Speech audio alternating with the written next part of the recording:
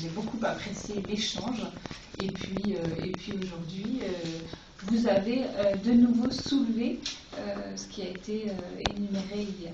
Alors, ce que j'ai particulièrement apprécié hier, c'est que très vite, les termes clés qui étaient liés à l'exercice sont apparus. Et finalement, à travers vos questions, vous parliez déjà d'expérience, de dépossession de soi et de limites de l'humain. Et la question d'anthropologie fondamentale a été immédiatement posée. Donc on était au cœur de la problématique et aussi au cœur une des problématiques du designer. Et ça, c'était vraiment fondamental dans le cadre de cette intervention. Alors, je suis très contente de vos projets. Je suis très satisfaite de vos projets. Sur le premier groupe, finalement, vous avez réussi à mettre en place une méthode aussi. Et puis, c'est valable sur les deux groupes, à travers l'expérience prototyping, finalement. Je ne sais pas si vous la connaissiez. Donc, c'est IDEO qui l'avait mis en place, la grosse agence de design à San Francisco, qui est maintenant réutilisée en intégrant l'usager au sein de la démarche de création. Et le fait de l'avoir comme ça intégré dans l'immédiat, vous redéfinissez le rôle du designer. Et pareil ici, ce que je trouve intéressant, c'est que au-delà de ces questions de prospective qui nous touchent déjà maintenant, puisqu'on l'a dit plus ou moins déjà dans l'homme augmenté, vous êtes conscient qu'il y a une redéfinition du design et une épistémologie du design à faire perpétuellement. Donc ça, je suis très contente de la situation. Et vous redéfinissez donc à la fois son rôle et ses compétences. Il se déplace, on en a reparlé hier, selon les projets et selon l'équipe à travers laquelle vous pouvez travailler. Et puis aussi, on a très rapidement évincé le côté absurdité ou surtechnologie, technophilie à l'extrême, pour quand même envisager des scénarios plus ou moins viables, même si sur le vôtre on était plus science-fiction, mais pourquoi pas après tout. Moi j'ai beaucoup pensé à Minority Report quand vous avez évoqué votre scénario, mais pourquoi pas. Et puis vous avez utilisé également donc ce modèle des 4 heures. Et ce qui était intéressant aussi, c'est particulièrement pour le deuxième groupe, les conditions optimales d'utilisation ou les conditions optimales pour l'expérience finalement. Où là, vous recentrez énormément sur l'humain et vous êtes plus sur la technologie. Donc votre vision reste quand même anthropocentrée. Donc ça, c'est important.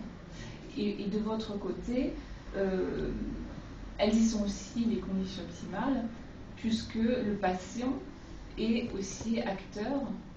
Et ça va révolutionner la médecine, ce genre de choses.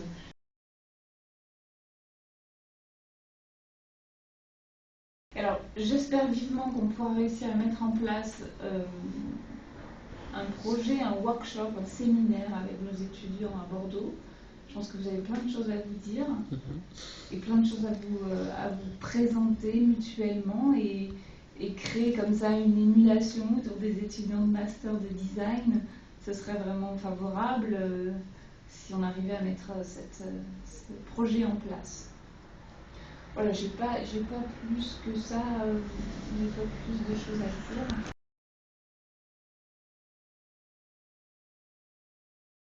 Une question qui me travaille dans toutes ces nouvelles approches de design, c'est on a l'impression que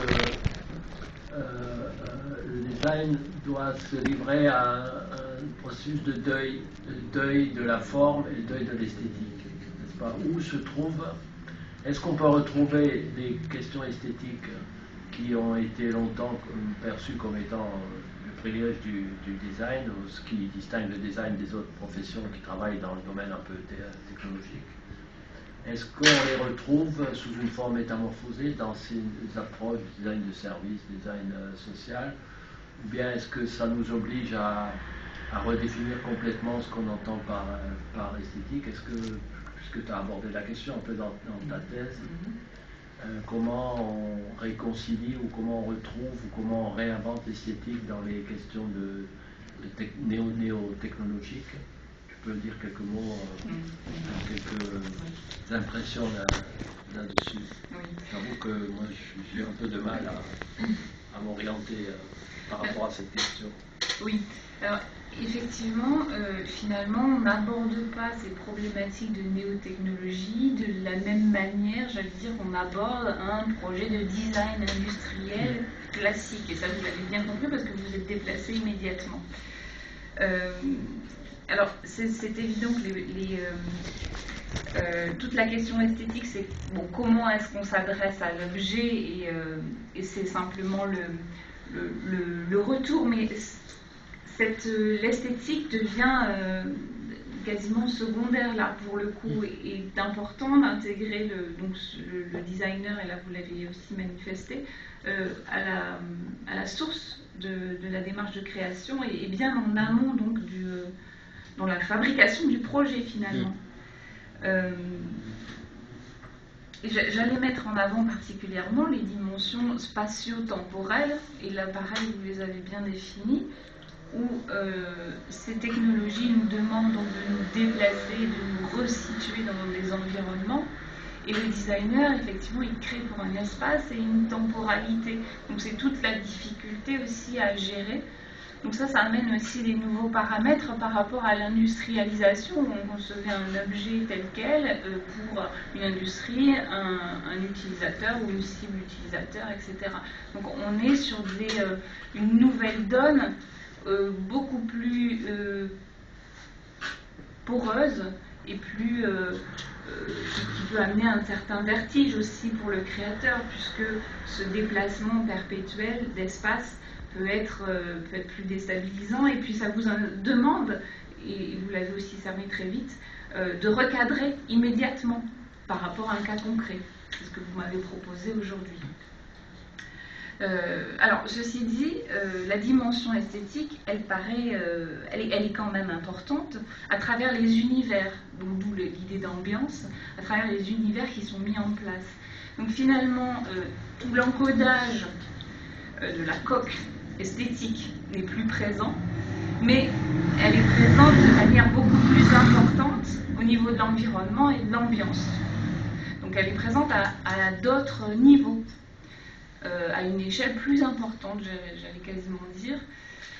Le côté coque paraît secondaire, et là vous l'avez aussi montré sur les orthèses que vous avez proposées. Donc du coup ça, l'utilisateur peut le faire et peut être aussi acteur d'une partie de l'esthétique. Mais pour ce qui est du reste, l'ambiance et l'univers, c'est vraiment le designer qui est au cœur de cette création-là.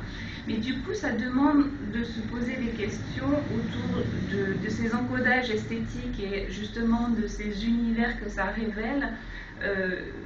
Quel est le sens de ces univers et les émotions que cela suscite et les réactions qu'on peut avoir par rapport à cet encodage esthétique.